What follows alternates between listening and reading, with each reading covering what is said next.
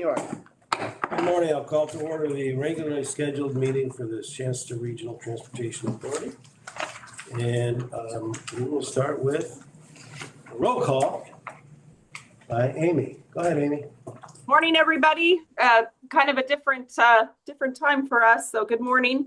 We'll start with a roll call. Board Member Audette.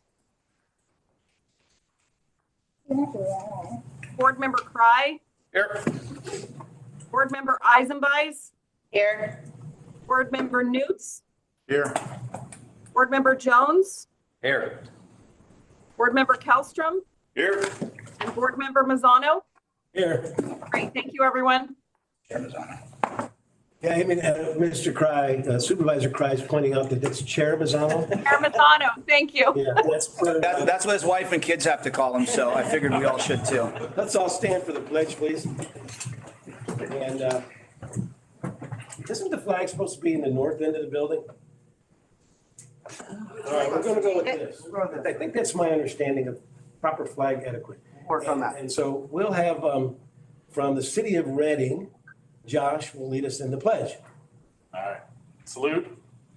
I pledge allegiance to the flag of the United States of America and to the republic for which it stands, one nation, under God, indivisible, with liberty and justice for all. Thank you, Josh. Of course. John, if you would do staff introductions. Happy to do so, Chair. Good morning, Board. Sean Tejan, Executive Director. With us today, we have Lead Counsel John Kenny, also Amy Lindsay, and Michael Cooker are helping run our meeting this morning via Zoom. We appreciate that. And then here in the office, we've got CFO Jessica Carlson, Senior Transport. Accessible in places. Oh, there you go. We also want traffic to get through and goods and services, and also people to reach those goods and services. So it's really the big picture part of it. For that kind of leads us into understanding trade-offs. That can be really challenging. It feels like, you know, if somebody gets more pieces of the pie, there's less pie. When we're working with our right-of-way and not just the roadway, it gives us more pie. We've got more places and spaces. I'll show you in a little bit how that class 1 facility that's not in the roadway, so we can have vehicles in transit do their thing and have bikes and peds and other folks do their thing on the other side of it. And that's the safety part of it. But again, that increases our goods and services and how efficient they are and reduces time hanging out and all those things. And then maintainability, of course. Folks have thought of Caltrans as just the roadway versus the right of way. So we have sidewalks and bike lanes and crosswalks and all these things that we need to maintain. And part of our requirement with our strategic management and also with our asset management, Sean Shepard came a month or so ago and spoke on asset management and our requirements for pavements and bridges and bike lanes and crosswalks.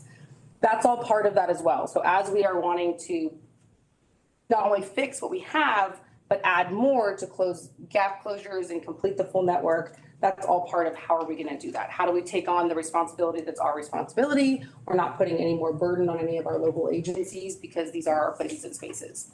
Because it's a change from what's been practiced before. We go back to that education and advocacy that our group gets to do to also help our own staff and everybody understand why it's important that we are doing these things. And also that it's our responsibility to do those things. And we're going to figure it out. Okay. Amy, you're not. We're doing it. I'm doing it now. All right. Got this. Okay, so on page 5, which is the next one, the complete streets, elements, highlights in Shasta County. So before I dig into really the project highlights, even though some are going to look familiar, Kelly Timmons was here, project manager for Shasta County a couple months ago. Sean was here. A lot of them pointed out some of these projects. So complete street elements ultimately include a lot of things, lighting, landscaping, other items that all work together to create the system in the network. Part of our collaboration and our project development teams include those subject matter experts, landscape architects, all the engineers, everyone that comes to the table to make the entire system work together. But for the Office of Complete Streets, part of my job is actually the program advisor for bicycle and pedestrian infrastructure specifically. So back to Sean's presentation with asset management, this is now a requirement where we are fixing what we have and making it in good, safe working order, and also adding new items where we need to close those network gaps. So that's part of what's in our office and what I'm responsible for doing. That's where GIS and data come in really handy as well. Because again, of course, we have Shasta County, but also 6 other counties that we're doing, and a whole lot of roadway. When Sean came and he was speaking a couple months ago, we talked about bike lanes and crosswalks and sidewalks, but really there's different types of bike lanes and crosswalks and sidewalks. And it's really important that when we're looking at these projects and where we're putting things, that they are context sensitive to the community, what the needs are, how people are traveling, what the existing roadway looks like. A lot of what we do is just making it work the best way for that space, not only for the community that lives there, but the folks that are traveling interregionally. That's always, we go back to trade-offs and having a win-win. A lot of people are using our spaces for many different things, and that safe, livable space that also supports an efficient and reliable transportation network and system is our job. And that's not too much to ask. We can do this. So we've got a couple of projects listed up here, not more than a couple, and some words up there. So the class 1, when we go back to that right of way and working with our entire right of way, the class 1 is still in our right of way, and it's a completely separate from vehicle traffic. So that's where you hear the multimodal path and that sort of, or maybe off system. That is still our right of way, but it's completely separate. So we have bikes and peds and scooters and multimodal anything, or folks that are in assisted devices or power wheelchairs or everything, or strollers, they get a space. And those are usually, we work for a bi-directional travel, and it's extremely safe. And then we work with all of our partners to make other safety improvements, whether it's lighting and vegetation, and working with Parks and Recs, or everyone to bring in seating and places where people can feel safe and enjoy those outdoor spaces, and also connect them to other essential, whether it's food or other recreation spaces. And so that would be the ideal. If we can do that, that's fantastic. Everybody gets their own space. What bike lanes, and that is considered a bike lane, that's a class 1. But the other type of bike lanes that we include are what folks are more familiar with, which is on the roadway, and it's painted, and sometimes it has a painted buffer, and that's a class 2.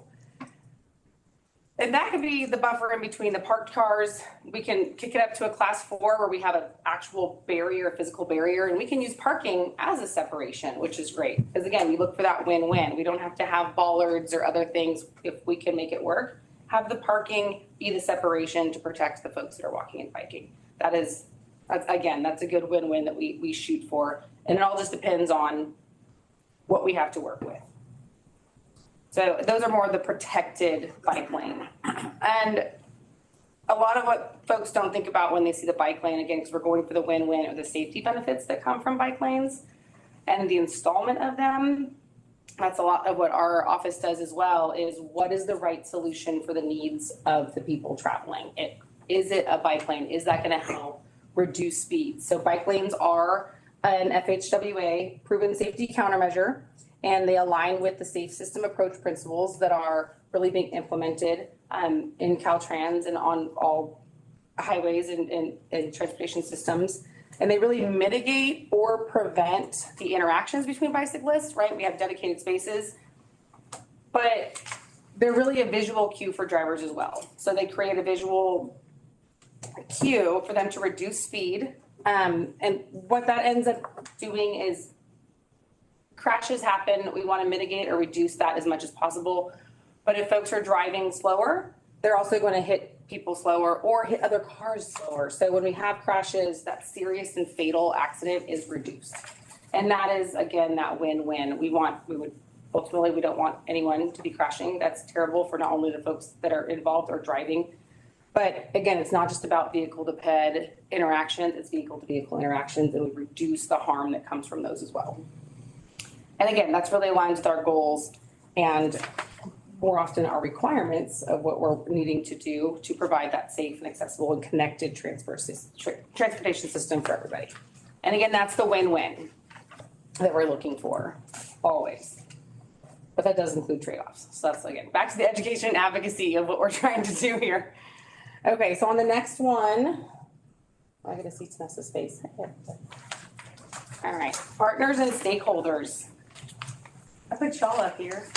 All right, so when a lot of conversations come around defining partners and stakeholders, oftentimes partners will be thought of as financial partners who are going sort of into partnership financially, whether that's SRTA, who has money they can allocate to projects, or the city of Shasta Lake. And oftentimes we'll be able to take those funds and use them if they're granted or awarded somehow. Other ways are where Caltrans will just be a financial contributor. So we have IJUG Complete Street Funds or things like that, or the California Bikeway. That's something where it's a City of Reading project and we're able to just, here's $4 million that we need to spend on complete streets, that we can do that and provide oversight as well. My point of that is there's not one way for partnership and financial contributions. It goes both ways. There's all of us at the table constantly just trying to figure out what's going to work best for what we have. We all live in a lot of financial requirements, and everyone comes to the table to do the best of making that dollar go the furthest and do the best that we can with it. And there's no one way. We just try to find the best way that we can for what we have. Stakeholders are all of us. And so I want to talk about the different users that we have. Obviously, all of us are stakeholders. We're using these facilities. We're supporting these facilities. We have family or kids or everyone that's doing it. Something that you'll see around town, whether in Reading Police Department or the Highway Patrol or Anderson Police Department, is law enforcement and bike patrol. This is it's increasing. They're getting more and more positions as time goes on because they're extremely useful. So those are some of our users that we're also trying to provide safe facilities, usable, well-maintained facilities so that they can do their job efficiently and well. Transit, RABA is another one of our users. And again, that's more of that door-to-door where we have the roadway, but then we also have folks once they get off of that bus or if they're getting out of whatever vehicle that is, they're then walking or biking. And so again, those are part of our users and then sort of in that partner category as well. Emergency responders are a big part of that as well. So when we're creating and having trade-offs of what does this look like in this space for a complete street and what we're doing, emergency responders are always at that table. A lot of the times if we can have, and I'll talk about it a little bit on my next in sort of last page, is when we have and we're designing a fully separated class 1 facility, say from Bernie to Johnson Park, or we've got the Middle Creek Trail extension out in Old Shasta, or we've got the East Palisades that's going to be going up I-5. We are designing those to accommodate emergency vehicles. So we've all been in our emergency responses where we see how fast capacity fills up on the interstate. So during the car fire, we're all hanging out watching because the capacity for emergency responses isn't the best when it comes for transportation. It's not necessarily, I don't think it could be designed for that because of the flux that comes so quickly for that. So when we have these facilities, it supports, Paradise is another example of where you don't have the ingress egress that was needed. When you have these class 1 off-system facilities that are mostly used for recreation or access or travel or accessibility, they can be used for these other things as well during these times of emergency response. So again, it's a win-win, and we're not just putting in biking for biking's sake or one thing. It serves a lot of these other purposes, which is super important because also a lot of regulation, we might not be able to add a lane. We have to work with what we have. So the goal is that we work with what we have. So we can put these in and we're getting money and we're required to put in these class 1 off systems. Let's make them designed so everybody can use it. Emergency response vehicles can use it. Everybody can use them. And that's really that win-win again. And I'll keep saying win-win, but that is really the goal and working with what we have. And that supports access of services and also education, medical, recreation, and then also supports, again, the delivery of goods and making sure that they have their own place. Can I ask a question? Yeah. Is that like an ancillary benefit? Like I'd never heard it like really put that way about like, emergency services. And stuff Yeah. like that. Yeah. And so just a quick background. So I have my bachelor's is public administration and then my master's is transportation management. And when I got that, I also did transportation safety, security, and emergency management. It sounds like awesome. Like, It's so fun. it must have been wild. It's the best job. So because I was doing that while school is so cool. So while I was doing that, while working No offense. in active It's a joke, transportation. frankly. Okay. No, it's awesome. So everybody should do it. I was the one coming to the table of, well, why this would be perfect for emergency response. And going through a lot of literature, there's only a couple places that even have pedestrian evacuation plans.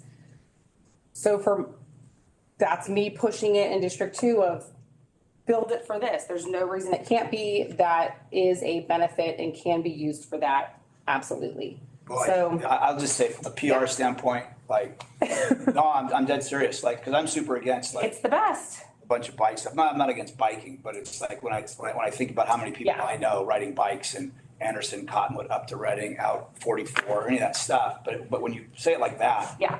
it's like, Like we can't put another lane, but we can absolutely put a class 1 facility in our right of way that everyone can there's a way to use pay. when needed. Yeah, there's a way to pay for that, Uh-huh. and then And we get all the benefits there's from it. ancillary. Yeah, Mm-hmm. I know, it's so good. Thank you. Minds changed, that's what I'm here for. And that's part of it. We're just here to help that. There's just a lot of unknown and we're here to answer all the questions and it's our life, we live it, but everyone's got a lot going on. So of course we've got, up here just to point out a few awesome folks where we have like our Intermountain collaboration and our Parks and Rec on that top right, we have a Bernie walk bike plan, right? Communities are creating these plans and we're here to take that information. That's part of the data, general plans, active transportation plans, regional plans, all of these things, specific plans. Once we get the specific plan done for the riverfront, R44 runs through it and that's my job to help make that plan happen. How do we get people from one place to the next with whatever that development ends up looking like? So a lot of what we're doing isn't, hey, this is what Caltrans or Christina wants. It's what the community wants, where they need to get to, and then us making the best decision sort of as the subject matter experts or the parent of that facility to get them there and everyone there in the best way possible. And of course we have Shasta Wheelman and, Raba's on there. We have a lot of great stuff going on with transit. And then of course Shasta Living Streets and the Bike Depot and some new people and some older folks that have retired in there. And then, back to what you were talking about or asking about, Board Member Cry with the emergency, that also forward bike patrol as well. So that's a big thing for that of, those are our users that we want to support in law enforcement and emergency response to get to where they need to get. And also folks that, in a fire, cars aren't super awesome. And if you're stuck, it's get out and go. So another part of this is while we're working on the infrastructure is working with our other partners and our local agencies to develop bicycle pedestrian evacuation plans for people as well. Because you might not always be able to get in your car or my gas tank's on empty right now. Honest to God, my husband's gonna kill me. That lives that way. I can run a lot faster than I can go with the car without gas. So there's just options, lots of options. All right, we are almost finished. Last one, benefits, which really is gonna go over a lot of what I've talked to. So first and foremost, safety. Like I mentioned, the emergency evacuation and access. So that's pedestrian and emergency vehicle use. And again, that's a way that we can fund it, put those places and spaces in there so everybody can use it when they need to. And again, it's a proven safety countermeasure. So it increases the awareness of others, whether that's drivers or anyone, and helps reduce the speed and the fatal and serious injuries to everybody, whether that's a vehicle and pedestrian conflict or a vehicle and vehicle interaction. And choice is the big one. So for us and what we focus on and the benefit is there's freedom. If you do not want to use a vehicle, you don't have to. We see that with our bike officers. They do not have to use a vehicle to do their job well. They can get on bikes and do the thing and they have options of what's going to work for where they need to be. And we're here to support that. And that's really the freedom of travel option for all of our users. And it really reduces the required spending on fuel or vehicle maintenance or insurance. A lot of folks, whether you're on a fixed income, if you're looking over the year and for 6 months you've got good weather and you don't have to spend that, that's a big deal knowing that in those later 6 months when you don't have so great weather, you're going to have to spend that money. That really helps families planning and having options of where they're going to spend their money. And that's a big deal. The economy and tourism part is one of my favorite. We love our environment and recreation up here. A couple months ago, I was here, y'all were talking about or had Sean had mentioned the particulate matters. So I know you guys are aware of what particulate matters are, especially from vehicles. And I'm not necessarily talking about exhaust, it's more tires. That supports our healthy waterways. I always tell my staff when we're looking for what the benefits are to other people, because we know they're there, my sort of joke or not joke is let's talk about fly fishing.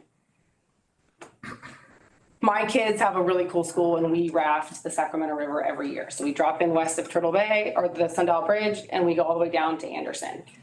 And this last year was rad, where my first trip was sunshine and beautiful. And then 3 days later was the most intense thunderstorm, and we still went because they're rad. And what are you going to tell? You can't tell the kids no. Going under all of our bridges in Caltrans on 44 and seeing the cascade of water coming off into the waters, you can't forget that or unsee how much, all the things that come off of cars or whatever, then end up in our waters. And our fly fishing and our waterways are such an important part of our economy up here and our tourism that we want to support. That when we have these other options and we are slowly reducing that requirement and eliminating that burden, it supports what we live for up here and those resources. And those are really important things that we protect. And this is just one way that gives us a tool to do that. And then, of course, increased spending by non-vehicle users. So there's a bunch of national data on how folks spend more money when they're out walking and biking. But May is Bike Month, as you had mentioned a little bit earlier on doing the bike ride. And Healthy Shasta will be publishing this, but Anna Blasco was super kind and sent me some information ahead of a survey they did. And there was over 784 participants in the May is Bike Month and the Adventure Challenge, which was rad. And they sent out a really fast survey and 110 people responded. And a lot of it was, the questions were, how did you spend money or what'd you do? Where we had 59 people bought supplies such as new tubes or helmets or clothing or other bike gear at the local shop. We had the highest percentage of folks was 67 were purchasing food or drinks out at or after an event. And they saved money by driving less, and they rented an e-bike through the Running Bike Share, and they bought a bike or they paid for a tune-up at a local bike shop. So all of these things go into supporting our economy in those big tangible ways. And you guys can look forward to hopefully that being posted by Healthy Shasta so you can have a better idea of we know the national data, we use that for best practices to understand those things, but it was so great to see it in real time of how folks were doing that just in May for these and the community that comes together with that. And so hopefully you can see that later on through Healthy Shasta. And that's sort of that supports the recreation. We have the Middle Creek Trail Extension, or we've got the East Palisades that's connecting people to existing trails as well. And that's where we're closing that network gap. We talked a little bit about reducing spending. Anytime we can get more heavy vehicles, even if it's partial through the year, off the roads, that reduces our requirement for maintenance. It reduces the particulate matters. It reduces public works infrastructure that we all have to spend money on. So we really extend the useful life of our roadways and how much it reduces our spending, and our budgets can go further on those things. And again, that's the win-win. And then last, that livability. So we talked about, we want connectivity, but it's really the connection to people for all of our small business owners that really want, their business fronts either on busy main streets so they can get awareness and they have those folks coming in. The more people walking and biking, there's safety in numbers. That's eyes and ears in front of their shops, looking after their businesses. We all take care of each other. That allows us to continue to do that. And there's also safety where we have more people walking and biking. We have more awareness for those that are driving, and everybody's a little more cohesive and collaborative in how we're interacting on our streets and our roads and really where we live. These are our public spaces that we're required to have safe, accessible places, but we want everyone to be able to live and also get through with those interregional connections. And so that's the end for me. I do want to thank you. I appreciate you having me here and asking us to come and continuing to be open and learning more. And hopefully we can keep bringing those little nuggets to you that you're not aware of, that again, we know all these things. And if we can't share it, it's kind of useless. You guys need to know it too. You're making all these decisions and being a part of this, but thank you. And I can answer questions. We've got some other great staff from Caltrans that are my boss and boss's boss and other folks that are here if you have anything, or we can always take it to Sean and he can get back to us later if you have questions afterwards. We're happy to do. Questions from anybody on the board? Any public comment on this? Well, if we're gonna be online, I'm gonna have to go back to your thing. We had internet problems, so. Michael, do you have any public comment on your end? We have John Ando with his hand raised. Does the chair wish to recognize John Ando? Chair will recognize John Ando. Go ahead, Michael, bring him in.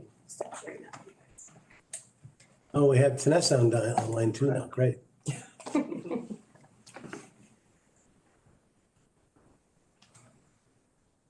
Is he able to, if he's not able to unmute, I can do it from here. Oh, there we go. Okay. Go ahead, John. Yes, hi. Did you have any comment on this item?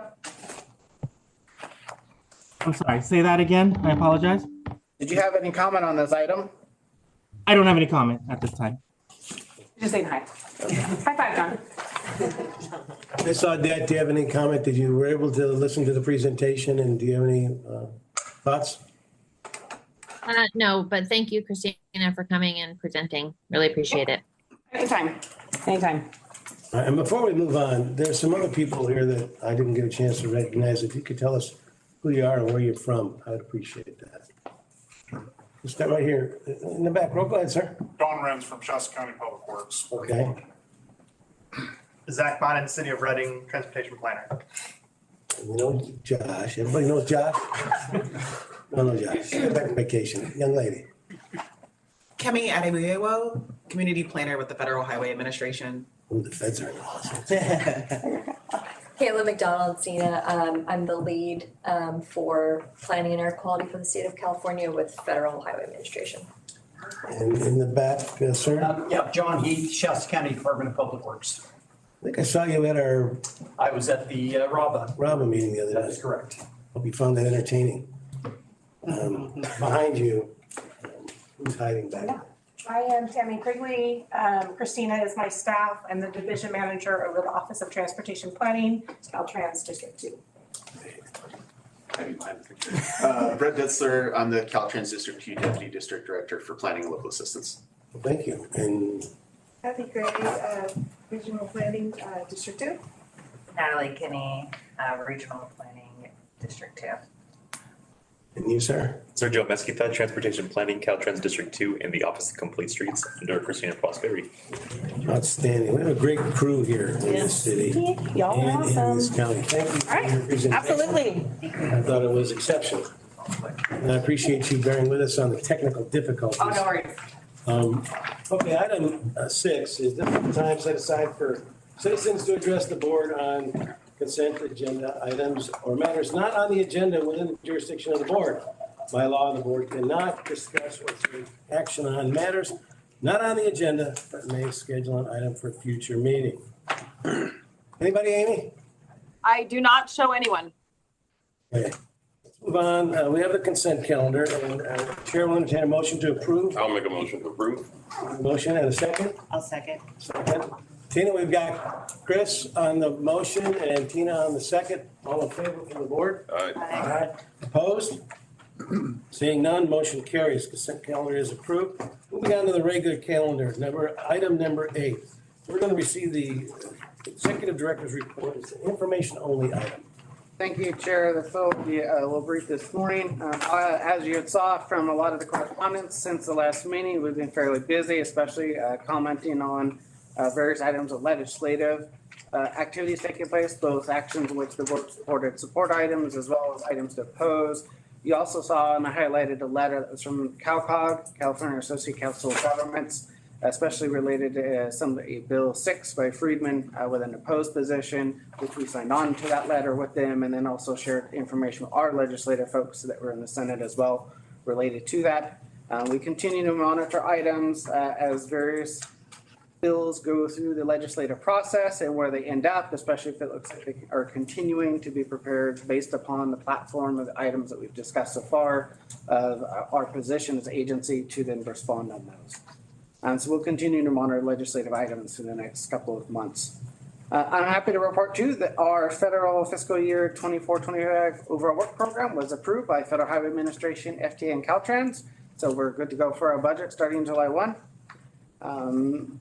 Myself, I started participating just this last week in monthly meetings related to the Pitt River Bridge project, which is a large collaboration in partnership between both Caltrans and the Bureau of Reclamation on Pitt River Bridge of options for how to maintain that bridge or how to replace that and what does that look like going forward. So we have started participating and joining those meetings to kind of be brought up to speed. A couple of things to note from the last meeting is that Bureau of Reclamation was recently awarded a $32.5 million what's called aging infrastructure funding grant. So that will help move some of the projects forward in partnership. So it was just awarded. So the agencies, as I understand, still have to work out some agreements and figure out what they want to do. But the project team has also talked about how to start continue to pursue USDOT funds. Caltrans had submitted at the time, a complimentary application for USDOT funding. That was not provided, so they were working on a debrief to find out why and continue to pursue money to manage the environmental work, design, and bridge analysis work that they need to complete. So we'll be participating and specifically exploring options for funding opportunities where we as a region could support them and letter support and making the case of the importance of that bridge, both not only just for this region, but for the state of California and the West Coast. So more on that as progress is made. Hey, Sean, was that, sorry to interrupt, but was that a design that I saw that keeps the original pit bridge and this one goes off to the side and it's for vehicles only? Is that? That is one of the options that they're exploring, yes, where essentially the existing bridge would be a rail-only bridge, and then that there would be a separate surface bridge. And there's different options that are being explored by the team of what that design might look like, and also different challenges because of where Union Pacific's railroad is to what might work. So yes, that is correct. What was the rough price tag? I remember it was rather shocking. I think last I saw, the low end was around $2 billion. I think. With a B? Yes, two with a B. This lake is very deep. So yes, a lot of different elements. It's a very large structure. If you were to do the span, if I recall from one presentation, the span would be 3/4 of the Golden Gate Bridge in terms of length for design. With trying to manage that structure and what it might look like. So a lot of challenge there with that one. We participated in attended RABA's board meeting this last month on red items related to operations of RABA.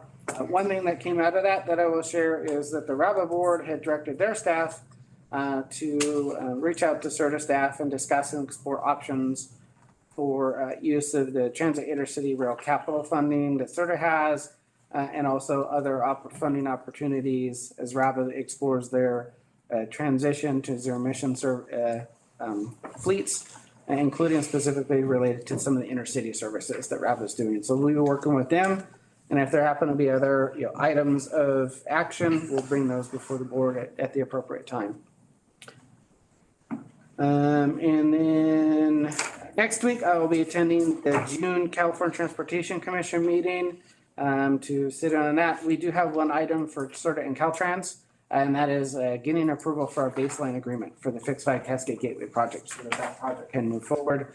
And Caltrans is working on trying to get all of the last items completed so that they can go out for bids later this year. So we're partnering with them. We're working on getting those agreements done and going through those processes that we have to go through with the CTC.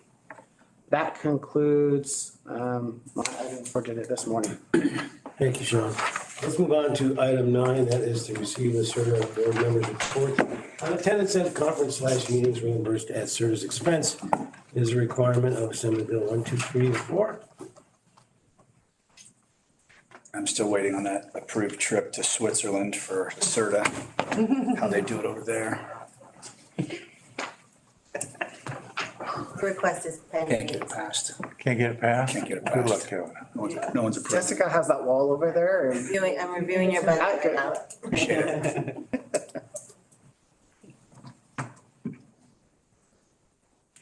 I think there's no other comments on 9, Chair. Didn't she attend a meeting? She's not on the board. Oh, it's just us. Correct, just board members, sir. Oh, I liked what she was talking about earlier. Okay, we'll move on to item 10. Approve the fiscal year 2024-25 annual transit needs assessment, Transportation Development Act budget, and unmet transportation needs findings and resolution 24-06 through 10. Jennifer. Great, thank you very much. Good morning, board members and Chair Mazzano and local agency staff and partners. Yes, today I'm presenting on this annual process we go through, and tagging on it will be our CFO, Jessica Carlson. This is the approval of the 24-25 annual transit needs assessment, Transportation Development Act budget, and the board needs to find the unmet transit needs through resolution 24-06. It is quite a number of items that are under consideration today. I do want to remind the board that this was the transit needs assessment draft was presented at the April board meeting, and we had a public hearing at that meeting. We had part of the transit needs assessment was to receive input from the public on unmet transit needs in the area. And one of those that came out was the what we've got as the recommendation is to incorporate Sunday transit into RABA's system, and it would not be part of the Shasta Connect system. Continuing expanded CTSA, and evaluate develop all the models. Basically, RABA's going through a big change with their short range transit plan, and they've got new delivery models with their micro transit, on demand transit with smartphone software, contactless payment, dam pulls. There's many things. So besides the Sunday on demand service at the April meeting, I mentioned that we also will be just evaluating what RABA is. But at that meeting, we did have comments and considered a service to Shingletown. And that is added at the bottom of the recommendation. We presented this after the April board meeting, I believe on April 30th. We presented this to our Social Services Transportation Advisory Council. They concurred with the staff recommendation, and also not an unmet transit need, but did ask that the service staff work with RABA to communicate these changes better to the users. So we are going to be working with the Reading Area Bus Authority on that. And I, as Sean, Executive Director Sean and I did attend the RABA board meeting, we also heard about it earlier this week about making certain that there's clear communication to the users about changes that are coming to the transit system. So the SSTAC, Social Services Transportation Advisory Council, concurred, and we added a small thing that's not an unmet transit need, but we did make reference to it, or they made reference to it in the letter. The fiscal year 24-25 transit needs assessment is available online. I can show it to you if you'd like to. It's on SRTA's website. We're looking for approval of that today. One piece that I wanted to point out, if you are a user of Shasta Connect's system, it is a app-based system. Many people also call and email in their requests, but for those of us that do use smartphones, and it is an app-based system. And starting July 1, those two systems are coming together because we are working on consolidation and better efficiencies between RABA and Shasta Connect. And that lower right side shows what the app is on a smartphone. After you click on it, that's what the screen would show. So we have RABA and Shasta Connect coming together. They are operated by Dignity Health and TransDev, provided by SRTA and RABA, and this app is powered by VIA, a software company.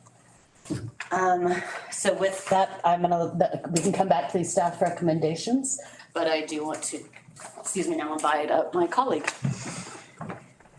So, in continuation of what Jen was just saying about the consolidation that RABA is doing with DHCL and the CTSA system, John Ando, transit manager over at RABA, has been making leaps and bounds of changes throughout the entire public transportation system, including increasing efficiencies and other type of money-saving tactics to make sure that public transportation is meeting the needs of the people that we serve, but also saving money for us for the region.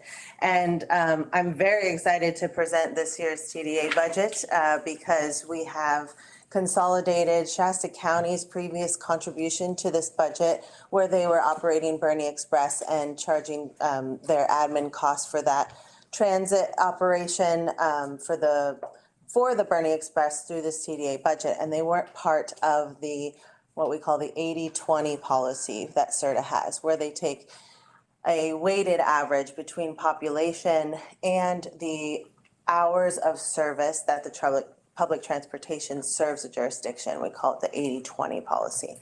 And so now Shasta County is part of that 80-20 policy, being that they don't have any auxiliary transit operating that they do.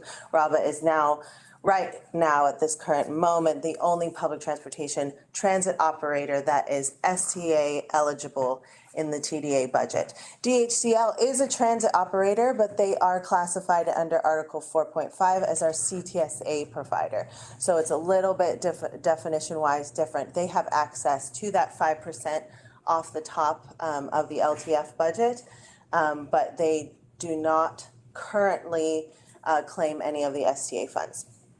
But John Ando again is bringing in SB 125 funds, which is the Transit Nearest Rail Capital Program and the ZETSA. Yeah, we call it TIRCP, TIRCP program, and the ZETCP program, TIRCP and ZETSIP. SB 125 is bringing in a lot of funds into the state that are, they're not without deadline, but they are over a long extended period of time before we need to obligate those funds. So our strategy here is that RABA has access to those funds to offset their operating costs, and they subsequently do not need as much operating from the TDA budget. So I'm pleased to report that for the first time since I've worked here, I've almost been here 4 years, every jurisdiction is getting their full proportionate allocation of LTF funds this year. So let's apply. No, I'm just kidding. It's just formulated. It doesn't really matter. It's not for transit. What's that? Yes. So, and that's important for you guys because typically the TDA budget needs to first evaluate their entire transit operating costs. That is a budget that comes straight from RABA. They take all their funds. SB 125 offsets their operating. LC Top 99313 is a certain formula section that is based on population, but 99314 is based on RABA's revenue. So previously RABA's only taken a portion of the 313 and all of the 314 because that's allocated directly to them. This year they're taking a larger portion because the CTSA doesn't need as much because they've now consolidated all their services. So, I mean, it just back and forth with, I mean, I think John set out when he started with RABA to get you guys as much as your LTF proportion as possible. And this year he has succeeded to offset his TDA Ask Enough budget and estimates. I'm not going to commit him to anything, but budget and estimate to allow you guys to have that Article 8 funding for other eligible uses, which historically you have used for streets and roads maintenance, okay? So I have a number of very useful charts in this report that I'm sure you saw. We have an upward trend for both LTF and STA estimates. So we're continuing to move upward, as slight as it might be. The trend over a 10-year period is still moving upwards in both of the funding sources. Our STA reserve allocation, again, we did our best to increase the transit obligation ask only to the point where your STA estimate funds transit operating and you still get as much maximized LTF at the end. And so there is still an amount of STA that will be reserved for future projects that can be requested by any transit operator, which would be RABA, to offset any operating costs or eligible uses for those STA funds in this coming year, but they will need to request those funds. So we're at about 408,000 for that reserve this year. That comes to SRTA. Well, it actually goes to the county, and then SRTA holds it in the county in a reserve fund to be requested later. Streets and roads, again, on an upward trend. Sorry, the graph is the way that I organize these graphs. Some of them don't look, they're not to scale. So, but they still are on an upward trend. You're getting 7.9 million in the region left over for those Article 8 eligible uses for transportation. As far as attachments go, attachment D, this one here, is just another way to look at how we disperse those funds. So we're going to see LTF at the top and the components that go into that. So you see here, this top line, 9.6 million is your estimated allocation coming into the region. And then you have a true up, which if anybody has questions about the true up, please ask me because I don't know how much you guys remember from last year. But a true up is a reconciliation between what was estimated and what actually happened. In the last year that was audited. So it has to be a closed year. So it's 22-23 this year. Okay, and so we estimate, or we have 605,000 in LTF funds that were not used, and so they come in, roll over into this year. STA is in purple, federal transit admin funds, which are one of the offsets, will be in green, and then you have your funding requirements in that teal where RABA has given us numbers for their operating, numbers for their admin, and so that total operating cost, if you see, is proportionately split between each of your jurisdictions, including now the county. So literally the bottom line, or I guess the bottom orange line, is that Article 8 that I was referring to for your other eligible uses, including streets and roads. So we have 464 for Anderson, 5.3 for Reading, 395 for Shasta Lake, and 2.7 for the county. And this again is based on population, which is from the most recent census. We moved this TDA budget presentation to you guys. It has historically come to you in April. And by bringing it in June, I am allowed to wait for the Department of Finance's census report. It's not a census, population estimates for the county that come out May 1st. So now we are functioning off of 2022 population reports from the Department of Finance. And so this is the most up-to-date population information. So we should be even more accurate when we true up in a couple years. And this year closes for 24-25. All good news as far as I believe. So if you guys have questions, please, you can ask or you can reach out to Sean and they can reach out to me. Thank you. Yes. Thank you, great. Any questions from the board? I just want to. Yeah, can you hear me? Yes, go ahead. I just want to say thank you for this unmet needs report, adding the rural bus to Shingletown. I know that that Pioneer School, when I had visited them, we're really looking for transportation for students that are out there being bused in. So I appreciate that that was included in this. And that our money for streets and roads is its maximum amount. That's huge. As we all know, we have a huge hill to climb on streets and roads in the cities and counties. And so I'll make a motion to approve as staff has recommended for this item. I'll second. Chair has a motion and a second. Amy, did you get that? Yes. Ms. Audette on the motion and Mr. Kellstrom on the second. Do a roll call vote, please. Hey, Chair, maybe go over what all the. Okay, the staff recommendation is for our Board of Directors. Number one, consider the Social Services Transportation Advisory Council, so that's the SSTAC, fiscal 24-25 unmet transit needs recommendations. It's going to be viewed as attachment A. Number two, approve the fiscal year 2024-25 transit needs assessment and unmet transit needs recommendations. Number three, authorize the chair to sign resolution 24-06, finding that all current TDA funded and grant funded services, including anticipated changes to RABA's service delivery models, e.g. adding micro transit zones, incorporation of Sunday transit and into RABA's system, and adding a rural bus service to Shingletown, attachment C, are reasonable to meet. Number four, to approve the fiscal year 24-25 TDA budget of appointments and transit obligations, reviewed in attachment B. Number five, approve the payment instructions to the Shasta County Auditor Controller, again, attachment E. And finally, number six, authorize the executive director to make minor administrative amendments to the TDA budget and payment instructions as appropriate. Thank you. Without further question, Amy, do a roll call vote, please. Great. We'll start with Board Member Audette. Yes. Board Member Cry. Yes. Board Member Eisenbeis. Yes. Board Member Newts. Yes. Board Member Jones, Yes. Board Member Kellstrom, Yes. and Chair Mazzano. Yes.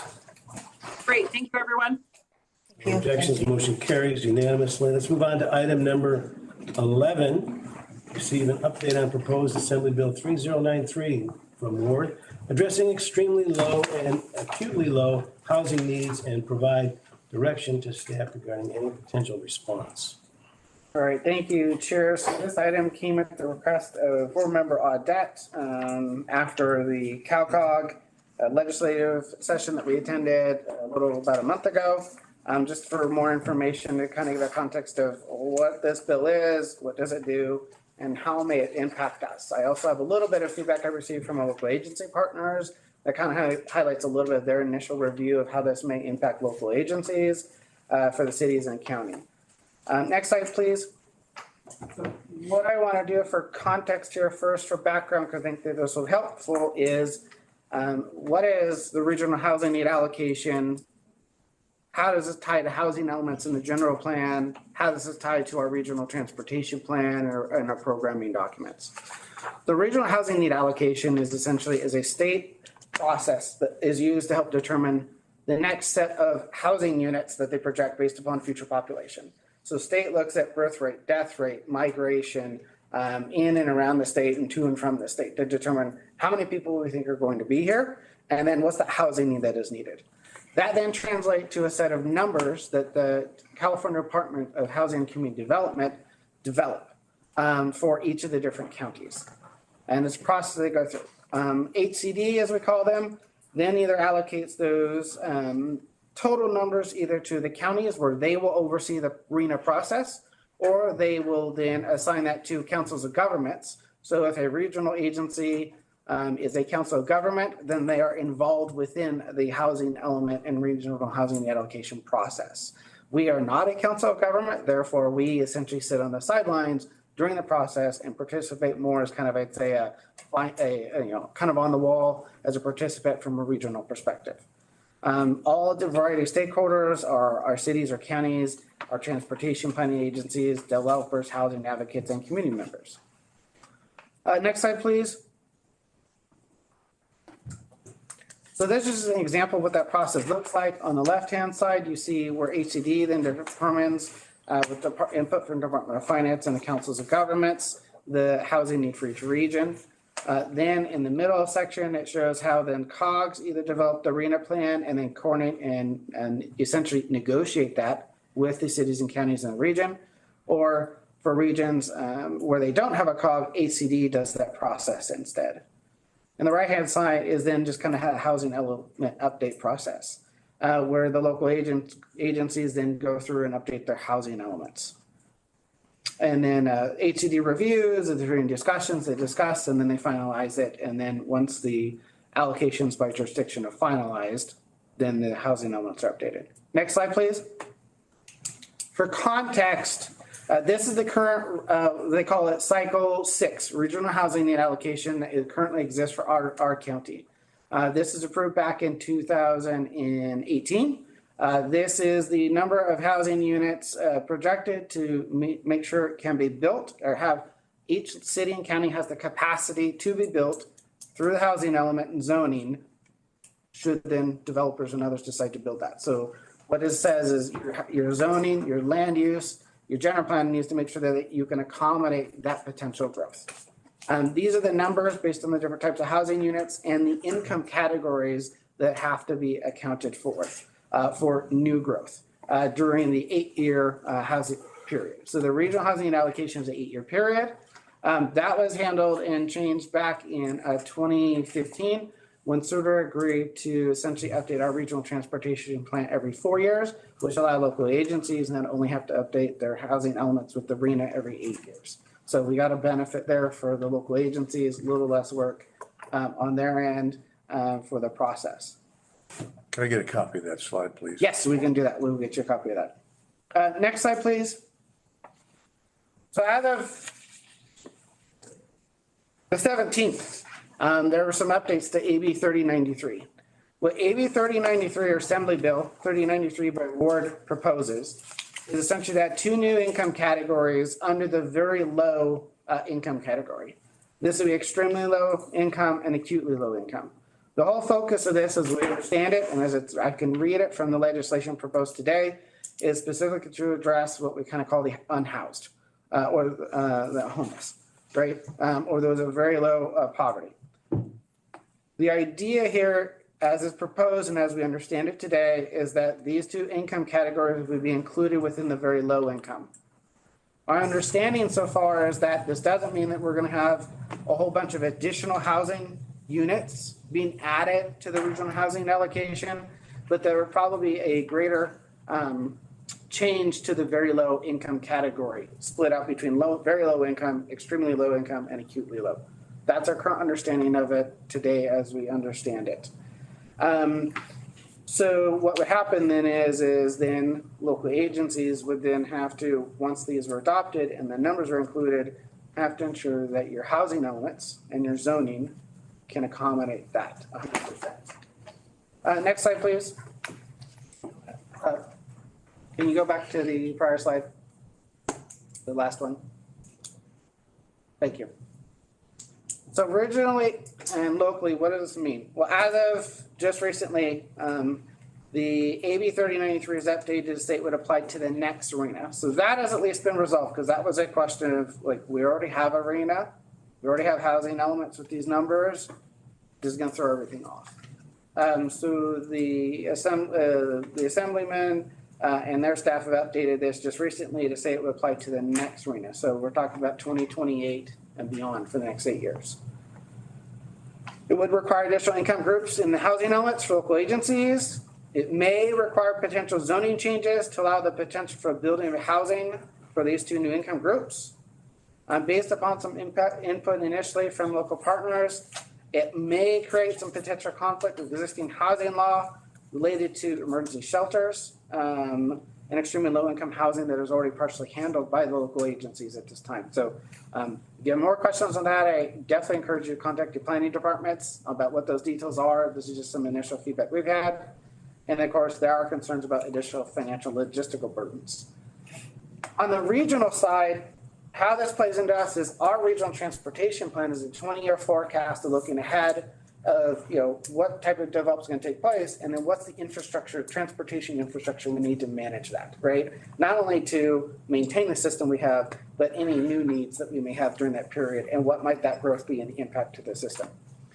And our regional transportation plan needs to be consistent with general plans, housing elements, specific plans, so all these different local documents related to that. So we could see some need to have to update our information and revising our forecast for housing, jobs, and land use patterns, depending on what the impact of this bill would have and what the final decisions are at the local level for zoning and for land use.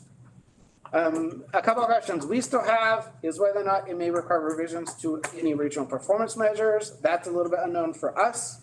And the other aspect for us is a challenge to understand how would we forecast travel behavior in our models with these newer income groups, and how do we factor that? And does it make any changes to what we assume, or do we use kind of the same assumptions that we have generally because it's a regional model? So there are some questions of, in the future, for guideline updates, work with Caltrans and the CTC, is there anything we would have to then factor in on this level for our end? There's a number of other things related to, mentioned briefly about all the other services with the individuals in these income groups for the unhoused that usually handle through social services. So what types of coordination have to be made between planning departments and those? That is still something kind of that is a bit of a question, both for local agencies and for the councils of government. The councils of those regional agencies that are council of government are also concerned. This is about where we're at today. We're continuing to track what this bill will do. I definitely encourage you to reach out to your planning departments. We've been in communication a little bit with them, sharing information, getting some feedback back as well. We will continue to do so and to track this. It was recently amended. This bill is still sitting in the House at which it was introduced. So we're not yet sure if it's going to go forward as it's intended, but we're continuing to monitor to see what's going to take place. With that, I will open up the question and direction. Part of what I have here from the board is just if there's any direction you have for us. I don't, at this moment, have any specific opinion to say oppose or not, a support. At this point, it's more of a concern. As I mentioned before, the director of CalCog, Bill Higgins, during the legislative session says he anticipates that some form of the bill will get passed, is his read on it. Because also this bill was supported in an announcement, several weeks ago by the governor, and what that may look like. However, a lot of folks are trying to provide their input about any challenges, issues, what this may do on that end. With that, I'll hand it over to the board for any discussion or direction you'd like to give me beyond just kind of tracking where this bill is at and providing updates at this time. Any questions from the board? Yeah. Sean? Go Yeah, ahead. do you tend to oppose this? I mean, it sounds like it's going to be more work, more regulation. If that is the desire of the board, if you want to take that type of a vote stance today, that would give me direction to be able to work with partners. If that is the desire of the board in this end. Yes. Ms. Audette, you have your hand up. Would you like to speak? Yeah, I mean, I definitely think that we should write a letter to oppose for all the reasons that you put on the last slide. I would also like to add that the non-conservative League of Cities is also opposing this bill. They're not neutral, they're in opposition. So I don't think that there's any question that we need to oppose for the issues of local control, for the issues of who in the world would even pay the taxes for zoning for homelessness. There's all types of issues where there's costs to localities, and there's just a mess for land use. So irregardless of if the governor is interested in passing it, we should put pressure as an agency that this is not something that would work for us locally. It would be a disaster. And I don't care if it's 2028 or 2038. We should be deciding how we're going to zone our counties and cities. It should not be up to the state or, a small amount of homeless contingency. So any land use we have, that's revenue. So I don't know who's paying revenue on homeless housing. If nobody is, I don't even know who's building that or what the services that are wrapped around that. CalCog themselves said that they were opposed to this unless there's some type of amendments to that or even an explanation of who's paying for that. How does that work? Who's regulating that? How's that even, there's just too many unknowns. So for our position, for all the reasons that you stated, Sean, we should be writing a letter of opposition. That's my position, and that would be my direction, and that's the motion that I would make. Thank you. If she would make the motion, then I would second it. Before we chair entertains a motion, Cal Cities is opposing this unless amended. I'm going to move that we not do anything further other than Sean to draft the letter of opposition and bring it back to the board for approval. And that's the motion that I will make, to draft that letter of opposition. Or we can, Ms. Audette's motion is fine. I'll second it.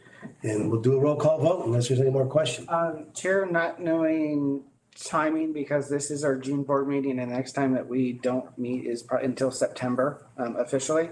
One recommendation I might have, if it pleases the board, is in preparing a letter, work with Fiscal and Policy Committee, at least informally, for their review of it, to submit in a timely fashion, depending on where this bill goes. That's fine. That would be one recommendation I would have. That makes sense. So is there a substitute motion, or are we taking Tanessa's motion? It's the same motion. Tanessa says, I'm in favor of sending a letter of opposition. Okay. I just want to review it before we send it. So Sean's we should. Don't we normally review before? We do. Sean's suggestion is to shorten the time frame by going with the Fiscal Policy Committee. Yeah, we only have till September, so. Make it happen, Sean. Do a roll call vote on approval, please, Amy. Right, we'll start with Board Member Audette. Yes. Board Member Cry. Yes. Board Member Eisenbeis. Yes. Board Member Newts. Yes. Board Member Jones. Yes. Board Member Kellstrom. Yes. Chair Mazzano. Yes. Great, thank you, everyone. Motion carries. Move on, item 12, please. That's to review and comment on draft Shasta 2025 Federal Transportation Improvement Program. Mr. Williams. Pull up my presentation here.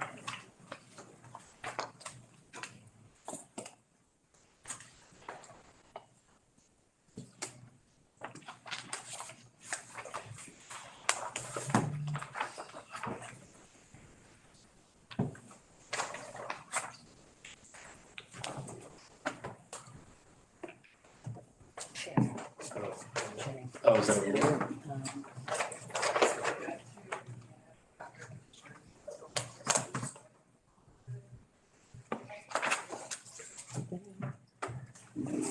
Is it there? Oh.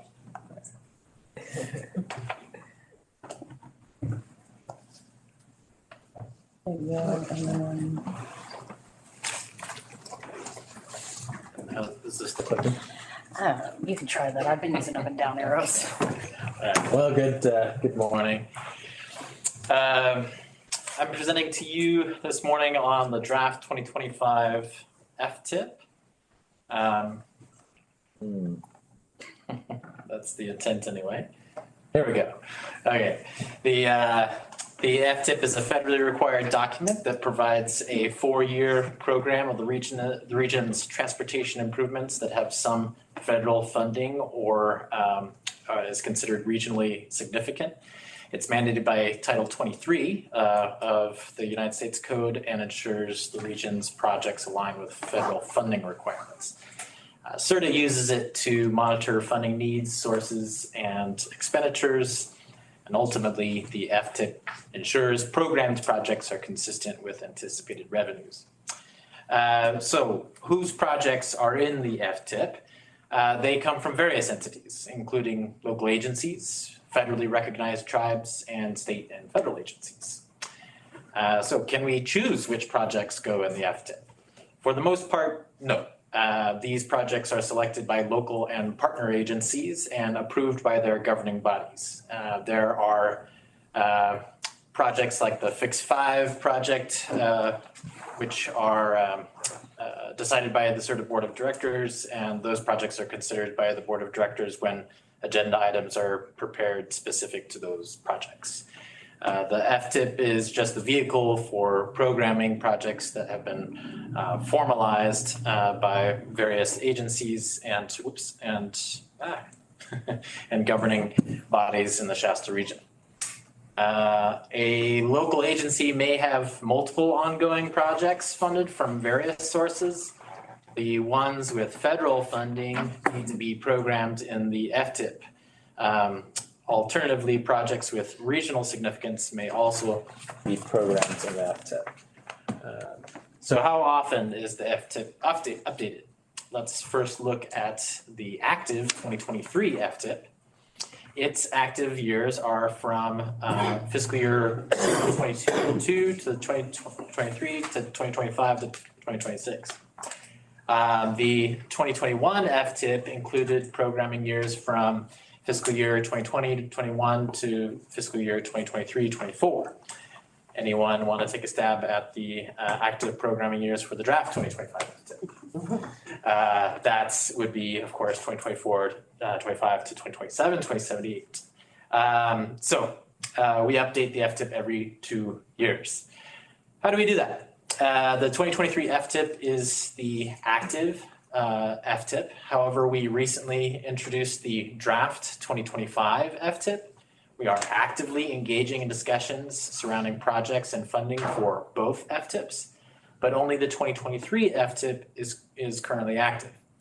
Amendment 7 to the 2023 FTIP is currently being reviewed by state and federal agencies. Once we receive state and federal approval to the Amendment 7 of the 2023 FTIP, the draft 2025 FTIP you have seen will be significantly augmented, reviewed by the public, and submitted to as draft to Caltrans, who will provide feedback before SRTA reviews the final draft in September. Following SRTA's approval, hopefully in September, The 2025 FTIP must secure state and federal approval before it can become the active FTIP in mid-December, later this year. So the projects in white here are the projects that are currently in the draft 2025 FTIP before it, and the projects in orange will be wrapped in after Amendment 7 to the 2023 FTIP is approved. So a total of $459.1 million is anticipated to be programmed in the 2025 FTIP, including $49 million in local funds, $304 million in state funds, and $96 million in federal funds. So this is clearly just an update on the draft 2025 FTIP. Updates are still anticipated following approval of Amendment 7 to the 2023 FTIP and discussion with partners and any public feedback. We look forward to presenting the full final draft in September to you all. So any questions at this time? Questions from the board? Seeing none. Staff's recommendation is to review and comment on the draft FTIP. Did everybody get a copy of this? No, I don't. Did not have an opportunity to review it. It's 27 pages. Interesting stuff. Item number 2 is to authorize the executive director to prepare the draft Shasta FTIP for a 30-day public review period and then make revisions and administrative modifications to the draft Shasta 2025 FTIP in response to the public and agency comments before submitting to Caltrans for review by August. The chair will entertain a motion to approve staff's recommendation. So moved. So moved by Mr. Jones, seconded by Mr. Cry. Roll call vote, please. Amy, on the approval? Great. We'll start with Board Member Audette. Yes. Board Member Cry. Yes. Board Member Eisenbeis. Yes. Board Member Newts. Yes. Board Member Jones. Yes. Board Member Kellstrom. Yes. And Chair Mazzano. Yes. Great. Thank you, everyone. Motion carries for the record unanimously. Let's move on to item number, thank you very much. Thank you. Item number 13 is to receive suggestions from board members relative to potential topics for the future board of directors meetings. Does anybody have anything they want to talk about in the future? Apparently not. So that will close the regularly scheduled meeting for sure. We will now move to closed session for government code section 5.957. Chair, make sure that you allow open public comment period before we go to closed session. Amy, do you have anybody for public comment? We still don't want to meet at 7 I do not. So, all right. Can't go any earlier, so. Okay, thank you, everyone. Tanessa, give me about 2-3 minutes to set up closed session for you to attend. Sounds good. Thank We you. made that jump from like 3 in the afternoon to 9. Let's just pound it.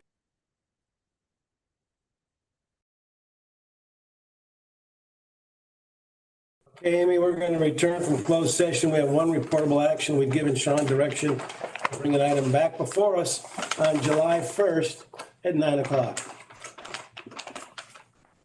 Great. Thank you. With that, we are adjourned.